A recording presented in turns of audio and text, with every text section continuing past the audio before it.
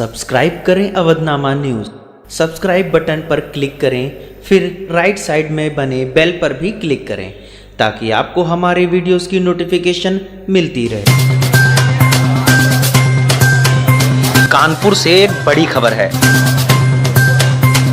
Petrol pump पर खड़े ट्रकों में अचानक लगी आग। आग से मचा हड़कंप, धू धू कर जली पेट्रोल पंप पर खड़ी गाड़ियां।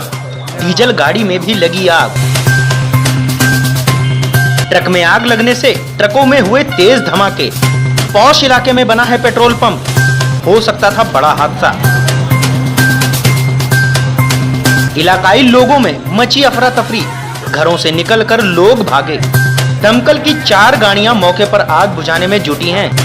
पर्रा थाना क्षेत्र के बाईपास स्थित पेट्रोल पंप पर सुबह हुआ है ये हादसा।